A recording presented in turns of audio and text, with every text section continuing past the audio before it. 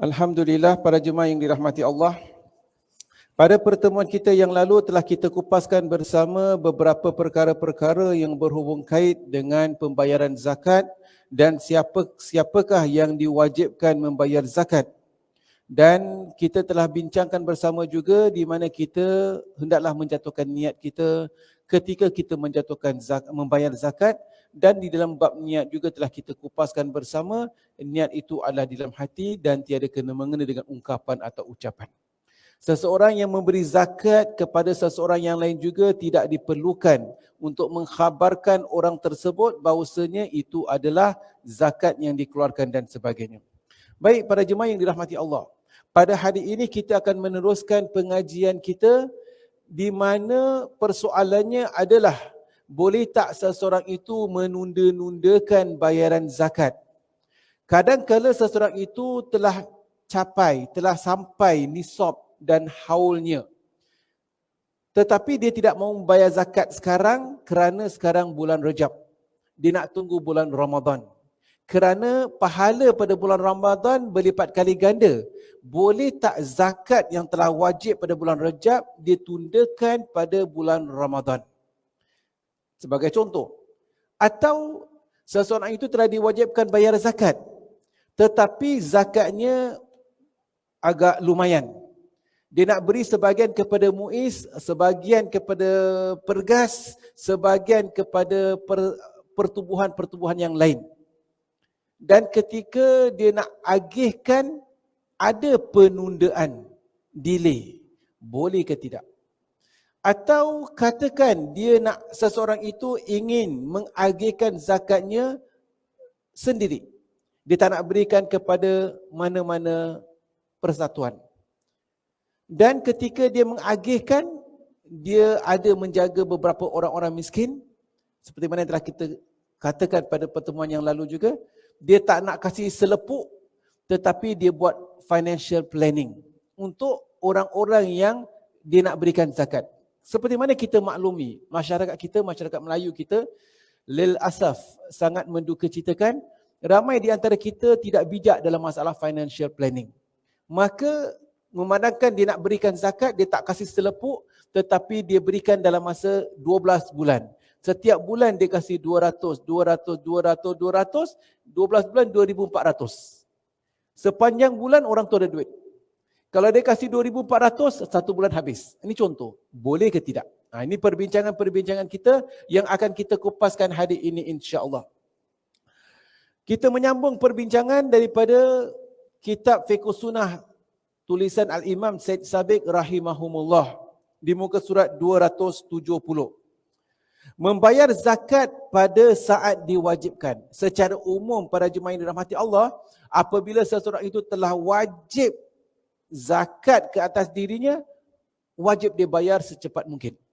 Kita lihat penulis mengatakan diwajibkan membayar zakat dengan segera sebaik saja setelah saat yang diwajibkan telah pun tiba. Diharamkan mentakhirkan, melengah-lengahkan, melewatkan pelaksanaan kewajipan tersebut dari waktu yang diwajibkan, melainkan jika ada halangan sehingga tidak mungkin membayar zakat ketika itu. Jika demikian, seseorang dibolehkan mengakhirkan pembayaran zakat sehingga ada waktu dan kesempatan untuk membayarnya. Baik para jemaah yang dirahmati Allah, secara umum apabila zakat telah diwajibkan, nescaya dia wajib tunaikan zakat secepat mungkin kecuali ada halangan. Apakah contoh halangan? Contoh halangan sebagai contoh pada musim yang lalu, katakan dia nak bayar zakat tetapi memandangkan ada wabak COVID-19, masjid semua ditutup atau ada sikit breaker, kawalan pergerakan katakan tak boleh bergerak, ada kuarantin, kita tak dapat keluar, maka kita tak dapat membayar zakat. Jadi sebagai contohlah, maka diperbolehkan untuk melengah-lengahkan ataupun bukan melengah-lengahkan, untuk melewatkan kerana halangan-halangan yang ada, diperbolehkan. Tetapi selain daripada itu, secara umum dia tidak boleh melengah-lengahkan pembayaran zakat. Antara dalilnya adalah hadis yang diriwayatkan oleh Imam Ahmad dan Imam Bukhari dari Uqbah bin Harith, katanya, aku pernah mengerjakan solat asar bersama Rasulullah sallallahu alaihi wasallam. Solaitu ma'a Rasulillah sallallahu alaihi wasallam al-asra, falamma sallama qama sari'an fadakhala ala ba'di nisaihi. Selepas tunaikan solat, maka Nabi SAW pun bangun dengan secepat mungkin. Lalu Nabi SAW pergi ke isteri-isteri baginda SAW. Kemudian baginda datang balik. Lepas solat terus baginda bangun. Selalu lepas solat baginda akan berzikir dan sebagainya. Tapi kali ini terus bangun, pergi ke salah seorang isteri-isterinya, kemudian pulang semula. Para sahabat pun kehairanan melihat tindakan Nabi SAW tersebut. Disebabkan baginda segera keluar dari rumahnya, lantas baginda bersabda. Nabi SAW kemudian berkata, "Zakartu wa ana fi salah." Aku teringat ketika aku sedang solat. Apakah Nabi SAW katakan teringat? Nabi katakan baginda teringat ada memiliki emas. Maka aku pun bergegas dan tidak ingin tersimpan lama sebagai kepemilikan kami sehingga petang atau malam. Akhirnya aku pun memerintahkan agar harta tersebut dibagikan, diagihkan. Maka ini menunjukkan dalil sebagian ulama mengatakan Nabi SAW secepat mungkin itu terus bergegas untuk agihkan zakat yang perlu diagihkan. Ada perbincangan insya-Allah. Imam Syafi'i dan Imam Bukhari dalam kitab At-Tarikh meriwayatkan daripada Aisyah radhiyallahu anha bahwasanya Nabi SAW juga bersabda. Apakah Nabi sebutkan dalam hadis yang lain? Ma khalatatil sadaqatu malan qat illa ahlakathu. Tiada sesuatu harta pun bercampur dengan zakat melainkan dia akan menjadi rosak dan binasa. Maksudnya tak ada harta yang bercampur dengan zakat di mana zakatnya tidak dikeluarkan kecuali harta itu rosak. Binasa harta tersebut. Tiada barakah. Hasbunallahu wa ni'mal wakil.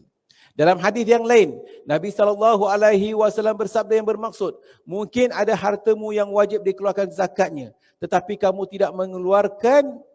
Inilah yang menyebabkan harta haram merosakkan harta halal. Mungkin ada harta kita itu yang wajib kita keluarkan zakat tapi kita tak keluarkan. Jadi dalam harta itu ada harta bukan milik kita. Milik siapa? Milik para asnaf zakat. Fakir, miskin, fi sabilillah dan sebagainya. Tapi kita tak keluarkan, maka bercampur aduklah harta tersebut. Ini semua menunjukkan dalil-dalil. Sebagian ulama mengatakan, maka nescaya wajib kita membayar zakat once telah cukup syarat dan kewajipannya. Kita dah belajar sebelum ini. Apakah syarat-syarat wajib zakat? Syarat wajib zakat cukup haul, cukup nisab. Cukup nisab, cukup haul. Apakah nisabnya? Kadar minimum seseorang itu memiliki harta yang wajib dikeluarkan zakat. Kita tengok kat surat khabar, kita tengok tempat iklan, MUIS katakan contoh, nisab bulan ini $6,000. Kita dah bincangkan bab ini. Duit kita kalau lebih daripada $6,000 berarti telah wajib zakat. Kalau penuhi syarat yang kedua, yakni cukup haul. Haul tu apa? Kita simpan 1 tahun. Kalau tak cukup 2 syarat ini, tak wajib zakat. Cukup 2 syarat itu, wajib zakat. Duit kurang daripada nisab, tak wajib zakat. Duit lebih daripada nisab, wajib zakat kalau syarat kedua, yakni kita telah simpan 1 tahun. Telah simpan 1 tahun, wajib zakat. Kita simpan duit kita pada bulan Muharram. Ada $10,000. Sampai bulan Muharram yang akan datang, berarti dah setahun dah. Sampai bulan Zulhijjah. Akhir Zulhijjah masuk Muharram, setahun dah. Wajib zakat. Ustaz, saya nak tunggu Ramadan.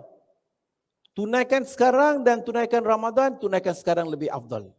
Kerana pada ketika ini telah wajib dan kalau kita nak tunaikan Ramadan, tak tahu hidup ke tidak hidup. Itu pertama. Kedua, sepanjang daripada bulan Muharram sampai Ramadan, bulan Muharram bulan 1, Ramadan bulan 9. Bercampur aduklah duit tadi. Ini perbincangan di mana kita tidak diperbolehkan melengah-lengahkan. Tapi Ustaz, seperti mana kita katakan tadi, kita nak budgetkan untuk orang tu macam mana? Ini perbincangan kita insya-Allah. Kita di mana kita bukan nak melengah-lengahkan dengan sengaja, tetapi ada sebab, diperbolehkan ke tidak.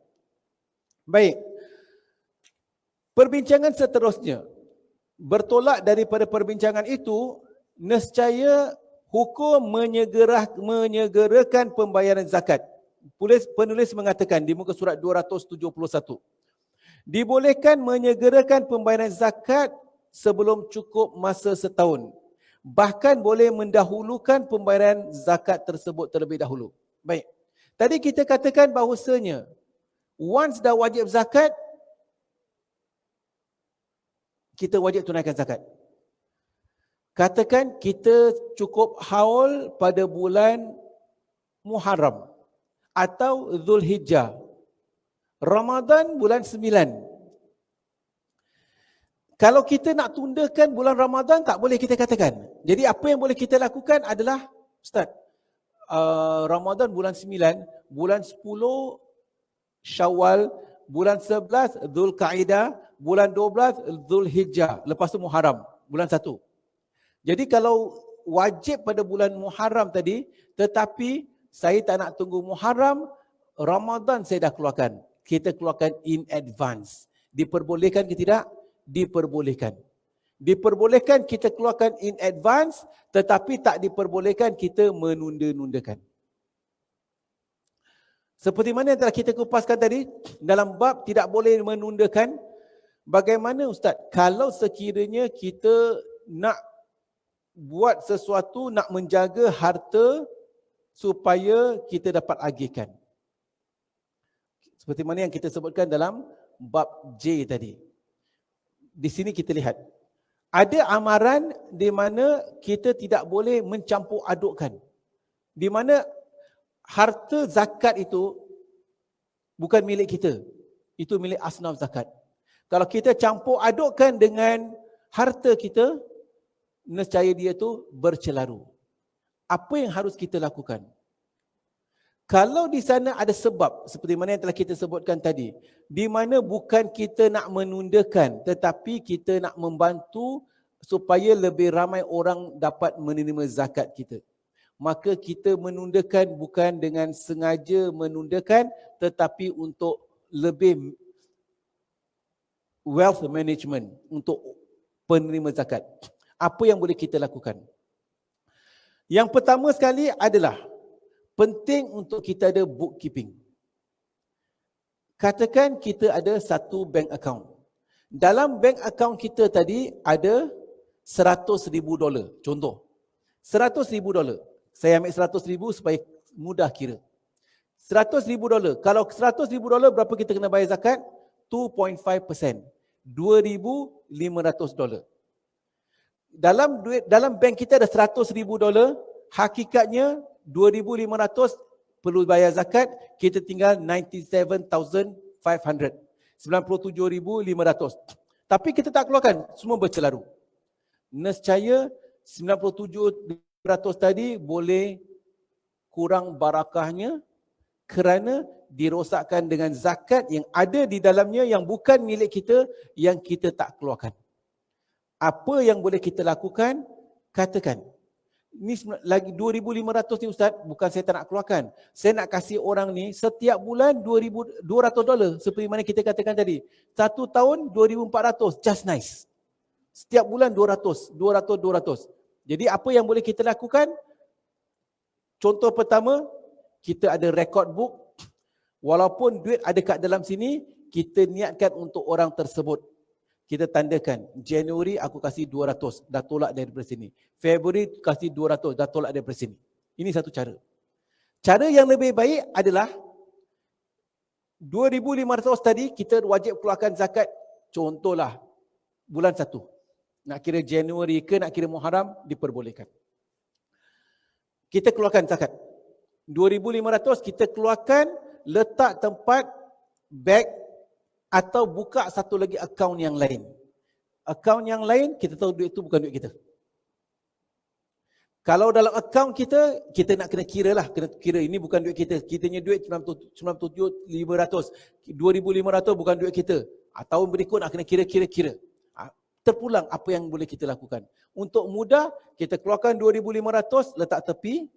Sama ada kita letak zahirnya, fizikal duit tersebut, ataupun kita transfer ke satu lagi bank account bukan milik kita, yang duit untuk duit zakat tadi. Jadi ketika kita transfer tu, kita dah niatkan keluarkan zakat. Zakat duit kita yang 100,000 telah bersih daripada zakat yang bukan milik kita. Kita keluarkan, transfer. Kita dah keluarkan zakat. Di sini para jemaah, kalau kebiasaan, zakat ni kita keluarkan, kita berikan kepada amil. Amil kau. Dah bersih dah, tanggungjawab dah habis. 2,500 dah diberikan kepada amil. Clear. Amil akan agihkan kepada siapa nak diagihkan. Dia nak agihkan hari tersebut, minggu tersebut, bulan tersebut, atau amil dia nak agihkan berdasarkan program terpulang. Amil tadi boleh buat, okeylah, kita ada duit, contoh, sikit lah, 2,500. Satu bulan aku kasih kau 200. Satu tahun 2,400, 2,500. Alhamdulillah. Amil boleh buat. Amil buat sama. Jadi Ustaz, kalau saya berikan kepada amil buat begitu, saya akan jadikan diri saya sebagai amil juga. Maka kita melaksanakan tugas amil. Amil tu apa? Amil tu pekerja. Kita jadi tugas amil. 2,500 duit saya sendiri, saya keluarkan. Saya letak tepi. Dan keluarga ini setiap bulan saya kasih 200. Kalau amil buat sedemikian diperbolehkan, kita buat pun diperbolehkan. Tapi nak kena, the transfer tu nak kena berlaku. Berarti kita dah keluarkan zakat kita daripada duit kita tadi. Sebab kalau tidak, masih bercelaru, takut kita overlook. Atau terpakai nanti. Ini contoh. Bezanya kalau kita berikan kepada amil adalah salah satu asnaf zakat. Dia pun boleh terima sebahagian daripada zakat tadi. Instead of dia kasih 200, dia kasih 150, 50 dia ambil. Boleh ke tidak? Boleh. Kerana apa? Dia memerlukan masa, perlu tenaga, perlu transport. Dia nak pergi, nak beri zakat ini, nak kena pergi Chai Chee, nak cari orang itu. Makan masa. Jadi dia boleh diberikan habuan, ambil daripada zakat tadi. Ambil. Akan tetapi kalau kita yang agihkan sendiri, kita tak boleh ambil bahagian amil. Pasal kita agihkan duit kita sendiri. Kita sahibul mal. Kita tuan punya mal. Tuan punya harta tadi. InsyaAllah nanti mengenai asnaf zakat kita akan kupaskan. Tapi maksudnya di sini, walaupun secara umum, ulama menjelaskan kita wajib tunaikan zakat apabila masanya telah tiba. Tetapi dari segi pengagihan, sebenarnya kita diperbolehkan bukan melewatkannya, tetapi demi memperhalusi atau menguruskan harta tadi. Dan itu yang sebaiknya. Apa yang boleh kita lakukan? Kalau dapat, saya galakkan. Di antara kita yang ada harta, lakukan demikian. Jangan kasih selepuk habis. Masyarakat kita tak pandai menjaga, menguruskan harta. Jadi kita berikan sedikit demi sedikit demi sedikit. Tetapi kita telah pun tunaikan. Dan kita dapat berikan lebih ramai asnaf zakat. Kita kasih pada orang ini, kita kasih pada orang itu, kita kasih orang ini. Kita agihkan. Contoh. Alhamdulillah. Nanti kita akan kupaskan lebih mendalam dalam masalah siapakah asnaf zakat. Jadi kalau kita dah agihkan, katakan dah habis bajet. Tapi pada datang bulan Ramadan, ada orang pula yang meminta. Boleh kita berikan. Advance. Ini saya bayarkan ni, saya tahu zakat nanti bulan 1 nanti kita akan bayar zakat lagi 2,500. Kalau duit kita 100,000. Kalau duit kita 1 juta, masuk bulan 1 nak kena kasih lagi 25,000. 1 juta zakat ni 25,000. Ya. Okey, 25,000. Jadi masuk Ramadan kita kasih dia sikit lah. Ataupun belum sampai bulan 1, bulan 12 kita tengok ada golongan fakir miskin ataupun kaum kerabat kita atau kawan kita nak beli buku sekolah, anak dia tak ada duit, kita ambil zakat. Tapi belum wajib, tak apa, advance. Ini perbincangan bab yang dikatakan menyegerakan pembayaran zakat, boleh kita advancekan. Dibolehkan menyegerakan pembayaran zakat sebelum cukup masa setahun, belum cukup haul. Bahkan boleh mendahulukan pembayaran zakat terlebih dahulu. Diriwayatkan daripada Az-Zuhri bahawasanya tidak ada salahnya menyegerakan zakat sebelum datangnya haul. Sebelum cukup 1 tahun, kita dah bayar zakat, diperbolehkan. Ketika Al-Hasan ditanya mengenai seseorang yang mengeluarkan zakat 3 tahun sebelum tiba masa wajibnya, adakah yang demikian diperbolehkan? Dia jawab, boleh. Sebab kadang-kadang kita dah bayar zakat dah habis. Bajet zakat tahun ini dah habis. Tetapi ada keperluan. Ada keperluan nak pinjamkan dia. Nak pinjamkan, tengok muka dia memang tak payahlah. Nak kasih, jadi baru aku kasih kemarin ataupun orang lain kita kasih. Nak bayar zakat, zakat punya allocation dah habis. Tak apa, saya bayarkan zakat, saya niatkan zakat tahun depan. Bayar advance, ambil zakat. Jadi maksudnya kita biasakan diri kita mengelolakan zakat kita sendiri. Dan itu adalah baik. Terutama sekali kalau kita dapat agihkan kepada kaum kerabat kita, kawan-kawan kita yang memerlukan. Nanti kita belajar bab asnaf zakat, ianya sangat menarik. Kerana ada fi sabilillah, ada ibnu sabil, ada yang berhutang. Berhutang kadang-kadang kita dengar kaum kerabat kita ataupun siapalah kawan kita ke jiran kita, air lampu nak kena potong. Air lampu nak kena potong. Aku ada zakat, bayarkan zakat. Ini contoh, akan kita kupas nanti. Baik, perbincangan kita di sini adalah mengenai menyegerakan zakat. Kita diperbolehkan menyegerakan zakat walau belum cukup haul dan nisab. Imam Syaukani berkata, pendapat ini adalah menjadi pegangan pendapat Imam Syafi'i, Imam Ahmad dan Imam Abu Hanifah. Pendapat apa? Pendapat boleh advancekan zakat walau belum cukup haul, belum cukup nisab. Ini pula dianuti oleh Al-Hadi dan Al-Qasim. Manakala Al-Mu'ayyid Billah berkata, cara sedemikian bahkan lebih diutamakan. Instead of kita katakan kita yang 2,500, kita katakan, baiklah aku ada 2,500 zakat kita, aku tundakan setiap bulan Januari, Februari, Mac. Itu satu cara yang kita katakan tadi. Cara itu kurang afdal, tetapi cara yang lebih afdal adalah 2,500 ini kita advancekan. Nanti akhir tahun aku kena bayar 2,500. Jadi instead aku tunggu akhir tahun baru bayar agih-agihkan, tapi kita advancekan setiap bulan 200, 200, 200, akhir tahun 2,500. Contoh, itu adalah lebih afdal. Mereka mengemukakan alasan dengan hadis-hadis yang mewajibkan haul, sebagaimana yang telah dijelaskan sebelum ini. Sungguh pun demikian, menerima keterangan hadis-hadis tersebut tidaklah menggoyahkan pendirian ulama yang menyatakan hukum sah mendahulukan zakat. Maksudnya diperbolehkan advancekan zakat. Sebab hukum wajib sememangnya berkait rapat dengan haul dan ini memang tidak perlu lagi dipertikaikan. Persoalannya adalah sahnya mendahulukan zakat sebelum datangnya haul. Begitu juga halnya mengenai zakat fitrah. Hakikatnya zakat fitrah kita bayar tu bila? Malam hari raya. Malam raya baru wajib bayar zakat fitrah. Kita akan belajar nanti bab zakat fitrah. Nak tahu dia wajib zakat fitrah ke tidak? Seseorang yang wajib zakat fitrah tu, dia hidup pada bulan Ramadan dan dapat bertemu Syawal. Katakan sekarang bulan Ramadan, kita hidup, terbenamnya matahari Syawal, maka wajib bayar zakat. Dia meninggal dunia 1 saat selepas terbenam matahari, wajib dia zakat. Satu orang lagi meninggal dunia 1 saat sebelum terbenam matahari, berarti dia meninggal dunia pada bulan Ramadan, tak wajib zakat fitrah kerana belum bertemu Syawal. Satu lagi budak lahir 1 saat sebelum terbenam matahari Ramadan, berarti dia lahir pada 30 hari bulan Ramadan. sejurus sebelum maghrib, wajib bayar zakat fitrah. Pasal dia bertemu keduanya.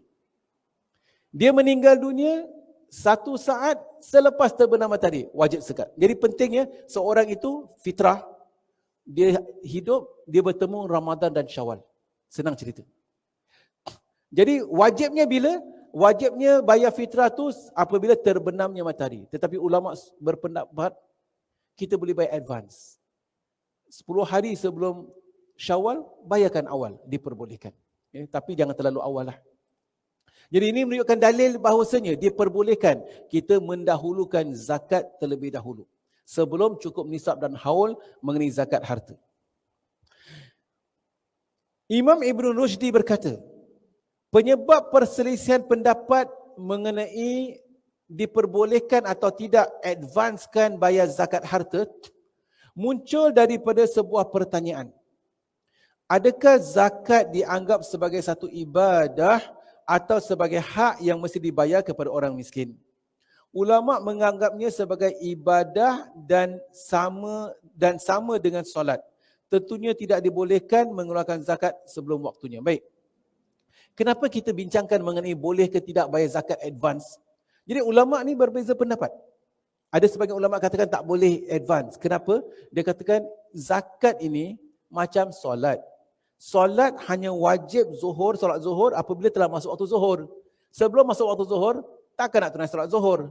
Maka sebagian ulama katakan zakat itu macam ibadah solat, macam ibadah solat. Belum wajib, belum cukup haul, belum cukup nisab. Mana boleh bayar? Macam itulah dia katakan. Ya, tetapi pendapat itu pendapat yang ditolak.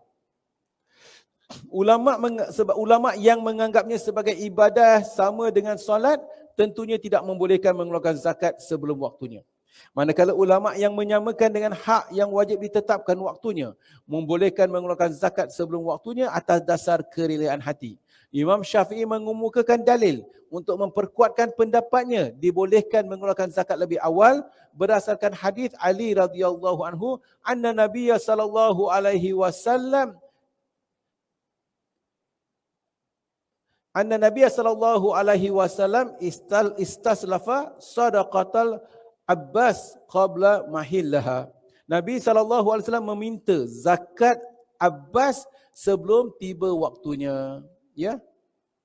Jadi sebelum tiba waktu wajib Nabi dah minta, diperbolehkan, menunjukkan dalil diperbolehkan.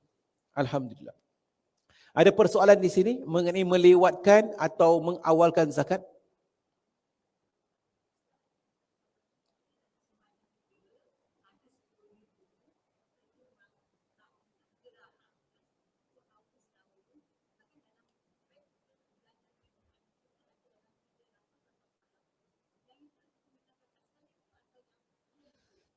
Baik. Mengenai zakat, kita ada dalam tabung $10,000. Ada kat DBS Bank $10,000. Ada kat OCBC Bank $10,000. Ada kat CIMB Bank $10,000. Ada kat UOB Bank, tak tahu macam nak kontrol. Total $100,000. Okay. Wajib bayar zakat berapa? Total $100,000. Tapi sebelum kita bayar zakat, kita poket kita ada lagi $2,000. Poket belakang ada $2,000. Handbag ada $10,000. Dalam bank total $100,000. Tempat body kita ada lagi $10,000. Kat bawah lemari, kat atas lemari, bawah kapet ada lagi $10,000. Wah. Jadi total bank $100,000 yang kita, harta yang kita miliki dalam bank harta kita. Kat poket kita, kat bawah kapet harta kita bukan? Harta kita juga. Itu tetap harta kita. Yang kita sembunyikan kat bawah mana sekalipun, dah tak ada bawah bantal lagi lah sekarang. Semua tu harta kita. Jadi nak kira berapa zakat berdasarkan semua milik harta kita. Bahkan kita dah belajar. Termasuklah duit kita yang kita pinjamkan kepada orang. Tak ada kepada kita, tapi ni saya pinjam kepada Pak Ali dia nak pinjam, dia kata di garanti dia bayar. Saya yakin dia bayar. Itu juga harta kita. Jadi bukan hanya dalam bank $100,000, rupanya total $150,000 bayar zakat. Persoalan, 100 ribu tu dalam bank. Ketika zakat, adakah saya nak kena pergi bank, keluarkan duit, bayarkan duit daripada, tak semestinya. Dalam bank 100 ribu, kat poket sana, poket sini ada lebih kurang. Jadi kita nak, semua harta kita nak keluarkan zakat itu berdasarkan harta dalam poket kita atau daripada harta daripada bank atau daripada handbag terpulang. Pasal tu semua harta kita. Ya. Wallahu a'lam bishawab. Ada soalan lain? Jadi kita dah faham, silakan.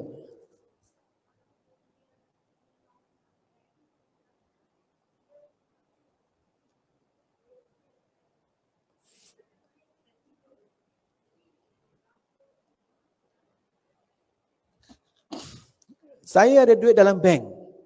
Januari duit saya 80,000. Februari duit kita jadi 85,000. Mac jadi 100,000. April turun balik 90,000. Lepas tu naik turun, naik turun, naik turun. Selalu kita akan belajar macam mana nak tahu berapa banyak kita nak bayar zakat. Kita katakan kita ambil the lowest. Kenapa the lowest? Contoh, Januari, Februari, Mac, April, Mei, Jun, Julai atau Muharram sampai Zulhijjah. 12 bulan. Kita ambil the lowest kerana apa? Katakan dari bulan 1 sampai bulan 12, pada bulan 5 harta kita jadi 50,000. Kadang-kadang 60, kadang-kadang 80, kadang-kadang 110, tapi lowest is 50,000. Kita bayar zakat 2.5% of 50,000. Ambil paling rendah. Kerana apa? Kalau kita ada 100,000, berarti kita ada 50,000. Kalau kita yang lowest 50,000, jadi 50,000 ni konsisten pada semua bulan. Ketika kita ada banyak, 50,000 tetap ada. Tapi kalau kita nak bayar zakat 100,000, tapi pada mula-mula aku tak ada 100, aku cuma ada 50. Ya 100 tu tak sampai 1 tahun. Apakah jumlah yang kita simpan setahun? 50,000 adalah jumlah yang kita simpan setahun. Sebab tu kita lihat dalam setahun tu jumlah yang paling rendah berapa? 50,000. Kita bayar zakat $50,000. Maka kalau kita naik turun, kadang-kadang 50, kadang-kadang 100, kadang-kadang 500,000, tapi kadang-kadang jadi 20,000. Kadang-kadang dalam setahun itu jadi 3,000. Naik turun, tinggi. Shock. Memandangkan awak pernah ada $500,000, ya. Tetapi dalam setahun tu pernah duit saya tinggal 2,000 saja. Memandangkan pada bulan itu 2,000, wajib zakat tak? Belum cukup nisab.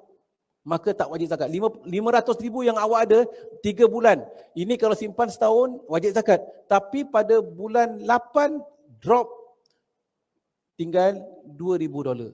Maka yang 500,000 tak sampai setahun. Stop balik. Awak cuma ada 2,000, tak cukup zakat. Naik balik 8,000. Ni baru wajib zakat. 8,000 ni tengok konsisten sampai bila. Ini contohlah. Wallahu a'lam bishawab. Ada soalan yang lain? Jadi kita tahu diperbolehkan untuk kita bayar advance. Kita kelolakan zakat kita. Kadang-kala kita tengok ada keperluan, dengar ada saudara tersendat tempat, dia pergi Thailand, katakan untuk kebaikan lah, duit hilang, pasport hilang semua. Jadi macam mana nak tolong?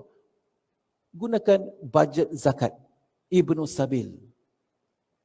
Ibnu Sabil adalah seorang yang musafir yang tersangkut sebagai contoh. Boleh gunakan. Nanti kita akan bincang tentang asnaf zakat. Baik, perkara seterusnya, mendoakan orang yang berzakat. Kita dah bincangkan sebelum ini. Orang yang beri zakat dan orang yang menerima zakat. Secara umum, orang yang nak beri zakat, kita akur, kita tahu ini duit zakat Allah Ta'ala wajibkan ke atas diri kita. Kita melaksanakan tanggungjawab kita untuk tunaikan zakat. Duit itu bukan duit kita, duit orang lain. Asnaf zakat. Kita berikan kepada orang lain. Allah Ta'ala gunakan kita sebagai transit. Sebagai transit untuk orang itu dapat harta. Alhamdulillah. Allah Ta'ala boleh pilih siapa saja yang dia nak gunakan, Allah Ta'ala nak berikan duit ini kepada pusat tahfiz tersebut. Allah Ta'ala boleh gunakan orang A, orang B, orang C. Tapi instead of Allah Ta'ala kasih mereka duit untuk berikan, Allah Ta'ala gunakan kita, Alhamdulillah, berikan. Kita dapat pahala, nikmat. Jadi untuk kita yang memberi zakat, jangan mengharapkan terima kasih pun. Pasal ni hakikatnya bukan duit kita. Kita sampaikan. Macam kita tak kenalah, tetapi ni contoh saja. Kita menyembah Allah, solat zuhur, solat asar, dan memang kewajipan kita. Kita nak harapkan terima kasih.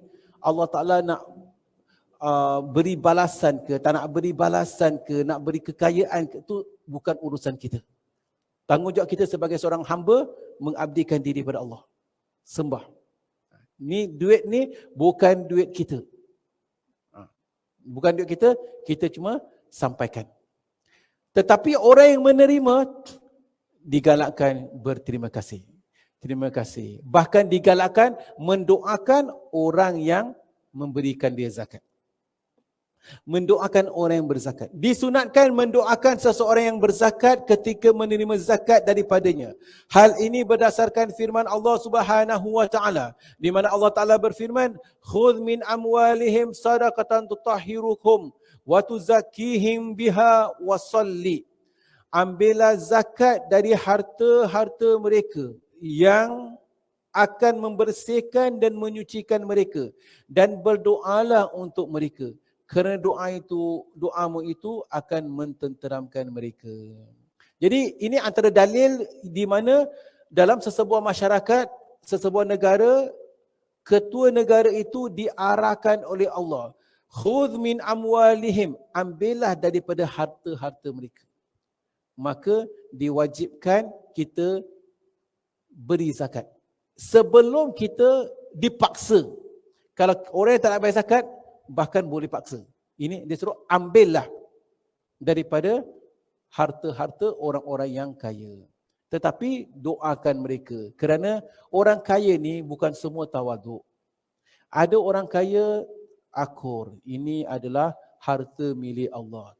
Tetapi ada sebagian orang kaya tu, ini aku kerja susah-susah atas kebijaksanaan aku sendiri. Hasbunallah wa ni'mal wakil. Jadi kita tengok orang yang demikian, ambil iktibar. Hasbunallah wa ni'mal wakil. Segala-galanya adalah milik Allah, dari Allah, Allah yang kurniakan, Allah yang berikan. Tetapi adanya orang-orang yang kadang-kadang dalam hati mereka mempunyai sifat demikian. Doakan kepada mereka. Doakan untuk mereka. Jadi kita doakan untuk mereka lah. Kalau dia berbayar zakat, Alhamdulillah, semoga Allah Subhanahu wa taala memurahkan rezeki anda, memberkahi rezeki anda. Sebagai contoh, Alhamdulillah. Itu adalah baik. Dari Abdullah bin Abu Aufa bahwasanya anna Rasulullah sallallahu alaihi wasallam idza utiya bisadaqah qala, Nabi SAW apabila menerima zakat daripada orang lain, Nabi akan membaca doa. Allahumma salli alaihim wa inna abi atahu bisadaqah. Faqal, Allahumma salli ala ali abi Aufa. Jadi Nabi SAW membaca doa, Ya Allah limpahkanlah kurniaan ke atas mereka. Ketika bapaku, yakni Abdullah bin Abu Aufa menceritakan, ketika bapaku menyerahkan zakat kepada baginda, baginda membaca doa, Ya Allah limpahkanlah, Allahumma salli ala ali abi Aufa. Ya Allah limpahkanlah kurniaan ke atas keluarga Abu Aufa. Ini adalah sunnah untuk kita mendoakan orang. An-Nasa'i meriwayatkan daripada Wa'il bin Hajar katanya, qala Rasulullah sallallahu alaihi wasallam fi rajulin ba'atha binaqatin hasanah fi zakah. Nabi sallallahu alaihi wasallam mendoakan seseorang lelaki yang mengirimkan zakat berupa seekor unta yang bagus. Dan baginda membaca doa, Allahumma barik fih wa barik ibilih. Ya Allah berikanlah dia keberkahan dan pada untanya ini. Kita jangan baca doa, jangan hafal doa-doa sedemikianlah. Jangan Allahumma barik fi wa barik fi ibili. Ya Allah berkahilah untanya. Aku mana ada unta? Ya. Ini hadis Nabi ni. Jadi kita kena tengoklah. Pasal orang tu berikan unta. Untuk kita boleh baca doa. Allahumma barik lahu fi amwalihi. Ya Allah berkahilah untuknya pada hartanya. Sebagai contohlah. Ya. Ya. Pada masa yang sama telah seperti mana yang telah pernah kita kupaskanlah. Tak semestinya seperti mana yang dilakukan oleh amil-amil kita kena baca doa yang telah ditetapkan. Sebenarnya ringkas. Kalau kita nak bayar zakat ketika Ramadan tu boleh pantas orang bayar terima kasih. Kita kasih receipt lah kan. Tulis kasih receipt. Alhamdulillah. Semoga Allah Ta'ala berkahi harta anda. Semoga Allah Ta'ala kurniakan harta yang berlimpah ruah. Semoga Allah Ta'ala berkahi kehidupan anda. Cukup. Alhamdulillah. Ya. Kalau satu orang nak kena 20 saat baca doa, Pak Imam baca doa pun dah tak ada menghayati. Pada time orang ke 100, penat Pak Imam. Amil kita ni. Tak lama lagi dia akan buka recorder. Okey, awak tulis, saya tulis. Dah? Contohlah. Baik. Imam Syafi'i berkata, seorang pemimpin jika menerima zakat disunatkan mendoakan orang yang berzakat sebagai berikut. Ajarakallahu fima a'tait wa barakallahu laka fima abqait. Semoga Allah Ta'ala memberimu pahala daripada apa yang diberikan dan memberi keberkahan pada barang yang masih tertinggal. Ini yang doa yang sering kali amil-amil kita baca. Ya, Alhamdulillah.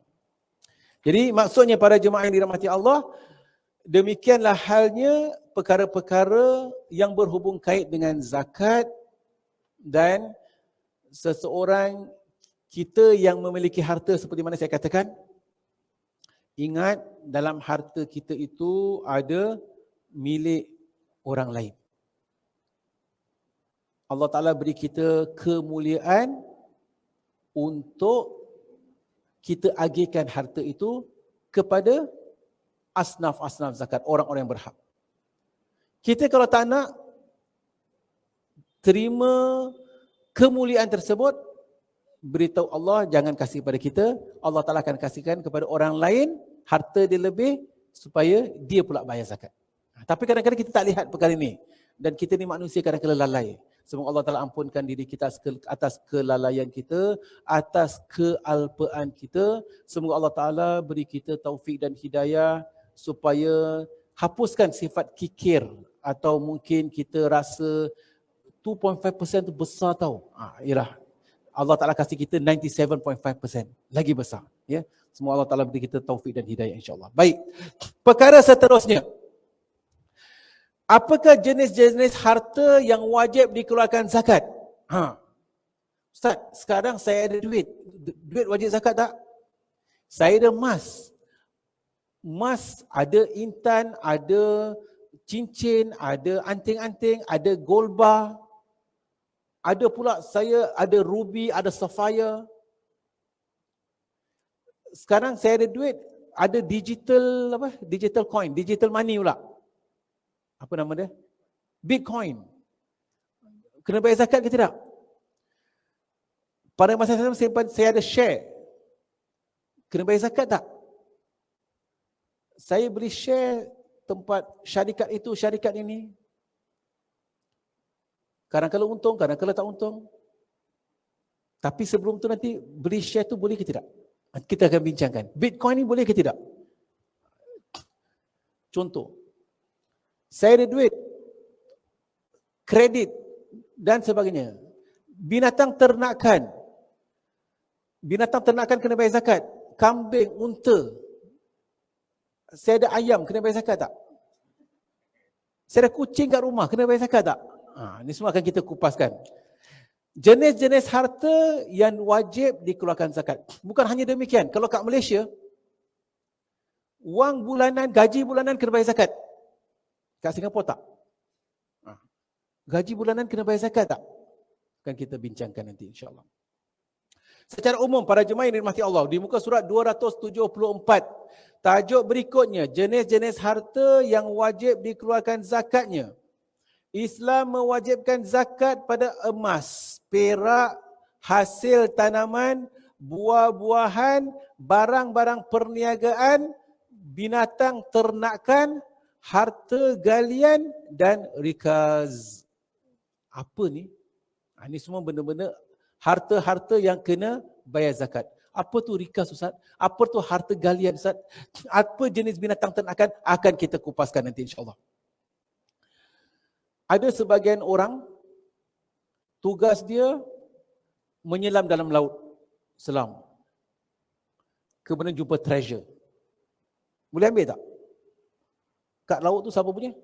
Tak ada orang punya. Ambil. Kena bayar zakat tak? Jadi, perkara-perkara ini akan kita kupaskan nanti insyaAllah. Orang yang ada tanam tanaman, zakat juga berbeza. Sama ada air yang digunakan untuk tanam sawah padi tadi, air yang diusahakan sendiri, atau dia tak usahakan sendiri, dia pakai air hujan. Zakat punya rate berbeza. Pakai air hujan, rate berbeza. Kalau kita siram sendiri, rate berbeza. Akan kita kupaskan nanti. Secara umum, dalil mewajibkan zakat emas dan perak adalah firman Allah Subhanahu wa taala dalam surah At-Taubah ayat 34 hingga 35. Allah Subhanahu wa taala berfirman, "Ya ayyuhalladzina amanu", wahai orang-orang yang beriman, "Inna katsiran minal ahbari wa ruhbani la ya'kuluna amwalan nasi bil batil wa yasudduna an sabilillah." Sesungguhnya orang banyak di antara pendeta-pendeta dan juga ketua-ketua agama daripada golongan Yahudi dan Nasrani, banyak di antara mereka memakan harta orang ramai dengan cara yang batil.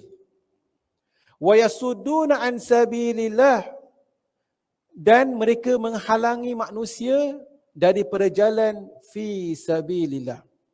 Walladzina yaknizuna adh-dhahaba wal fiddata wa la yunfiqunaha fi sabilillahi fabashshirhum bi'adzabin alim. Hasbunallahu wa ni'mal wakil. Allah Ta'ala berfirman, dan mereka-mereka yang menyimpan emas dan perak serta tidak membelanjakan di jalan Allah, fabashshirhum bi'adzabin alim. Allah Ta'ala gunakan fabashshirhum. Maksud fabashshirhum, berilah khabar gembira kepada mereka dengan azab yang pedih. Kat sini tulis khabarkan kepada mereka. Bashir, bushra means good news. Fabashshirhum bi'adzabin alim. Maka berilah khabar gembira kepada mereka dengan azab yang pedih. Yauma yuhma 'alaiha fi nari jahannama fataqwa biha jibahuhum wa junubuhum wa zuhuruhum. Maka khabarkanlah kepada mereka, berikanlah khabar gembira kepada mereka dengan azab yang pedih yang tidak perih sakitnya. Pada hari di mana dibakar emas perak daripada harta benda itu di neraka Jahannam. Lalu diselar dengannya dahi mereka dan rusuk mereka serta belakang mereka sambil dikatakan kepada mereka,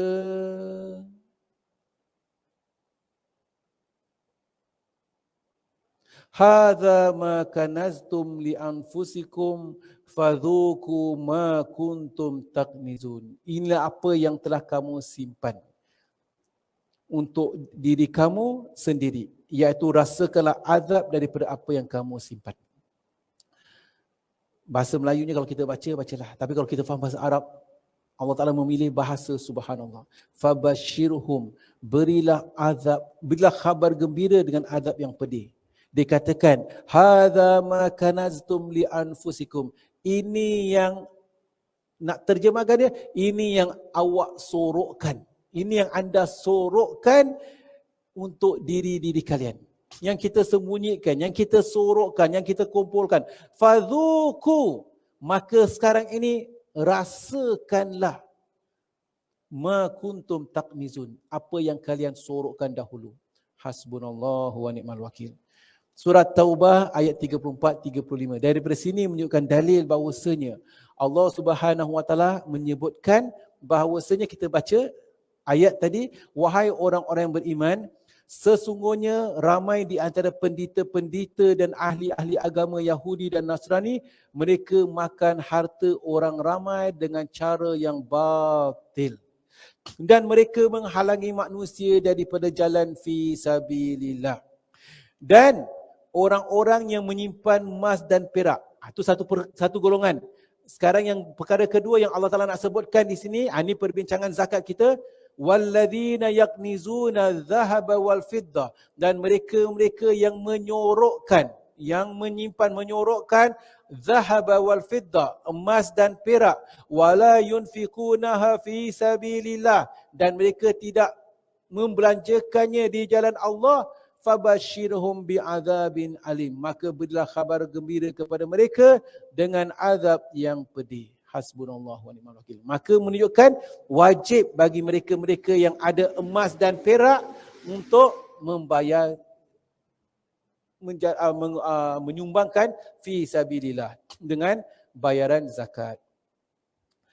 Maka penulis mengatakan di sini, diwajibkan mengeluarkan zakat emas dan perak, sama ada berupa mata wang, kepingan emas atau emas mentah, jika masing-masing daripadanya sudah sampai cukup nisab setahun dan pemiliknya tidak mempunyai hutang dan keperluan-keperluan asas kehidupan sudah dipenuhi. Jadi sekarang kita nak bincangkan dahulu adalah emas dan perak.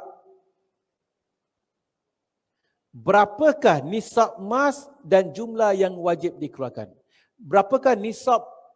Nisab tu kadar minimum. Kalau kita ada emas, berapa kadar minimum yang perlu kita keluarkan? Dan berapakah jumlah yang perlu kita bayar zakat? Kita kata kita refer kepada surat khabar sekarang. Nisab zakat berapa? Sekian-sekian. Hakikatnya daripada mana kita dapat jumlah tersebut? Perkara ini akan kita bincangkan pada pertemuan akan datang mengenai zakat emas dan perak. Emas, apakah jenis emas yang perlu kita zakatkan? Emas perhiasan kita perlu zakatkan ke tidak? Dan harta benda, wang yang lain bagaimana perlu dizakatkan? Wallahu a'lam bisawab. Kita bincangkan perkara ini pada pertemuan akan datang mengenai nisab emas dan berapakah jumlah yang bakal dikeluarkan. Wallahu a'lam bisawab. Baiklah para jemaah, sampai di sini saja pertemuan kita. Segala yang benar itu daripada Allah Subhanahu wa taala, segala silap dan salah atas kelemahan saya sendiri. Sebelum saya menutup majlis, saya beri peluang kalau di antara kita ada soalan atau perkara ingin kita bincangkan, silakan para jemaah.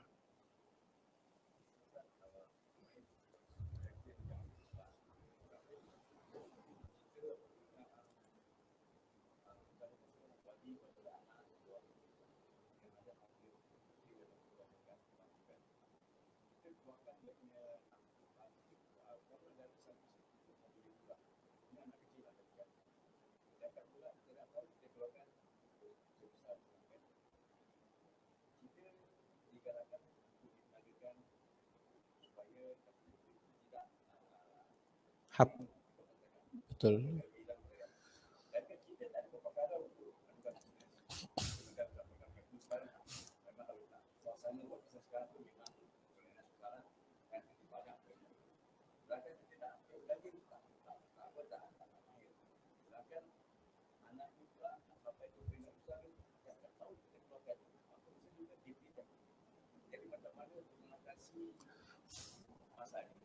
Baik, persoalannya adalah katakan seseorang itu menjadi wali dan simpankan wang bagi pihak anaknya atau bagi pihak kaum kerabatnya atau bagi pihak anak yatim dan sebagainya.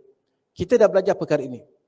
Harta yang kita diamanahkan untuk mengelolakan atau menyimpan untuk memudahkan bicara, katakan 100,000. Harta tu bukan harta kita. Harta anak kecil atau harta anak yatim atau sebagainya. Pertama sekali, adakah diwajibkan zakat? Wajib zakat. Cukup haul, cukup nisab, wajib zakat.